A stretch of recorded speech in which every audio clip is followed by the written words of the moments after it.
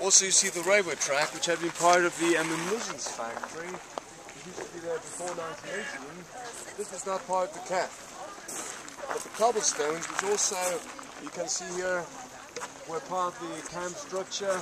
Those were the cobblestones prisoners had to walk over on the way from the Dachau station, where also we just got in to this entrance. Before 1939, all the prisoners had to walk from there to here, and they walked through the forest of Dachau, which was not too difficult because all the prisoners at that time were from this area. And after 1939, when the war had started, there were prisoners deported to Dachau from all of Europe.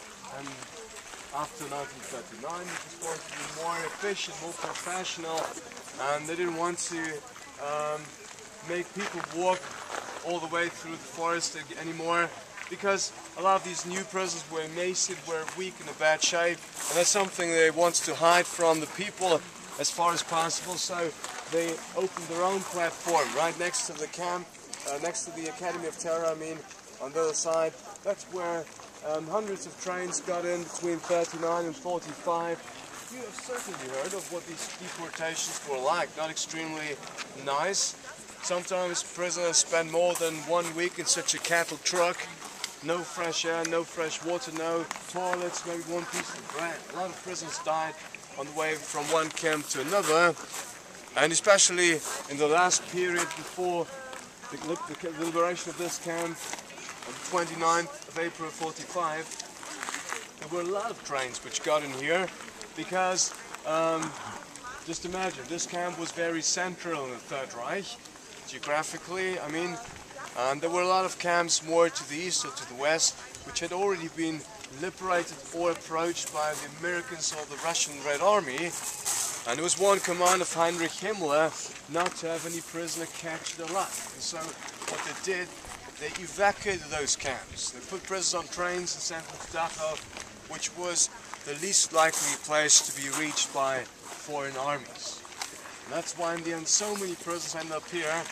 And there was one train from Buchenwald, another main concentration camp at that time, close to Weimar, in eastern Germany today. And that train was filled with 2,000 prisoners who were sent here.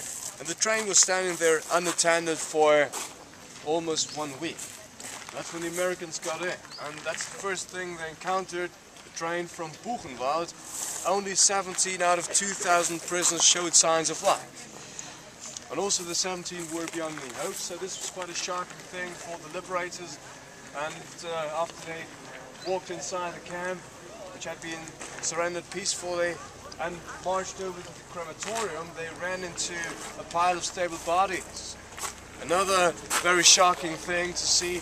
And of course, they also went to the communities nearby. They went to talk to the farmers and artisans, talk to them. Did you know what happened in your vicinity over the last 12 years? And of course, most people in this area said, no, this is not possible, this can't have happened.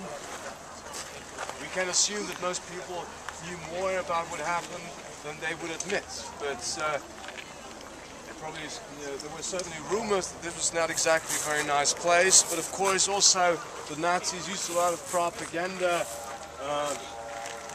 strategies to downplay what was happening, to hide it.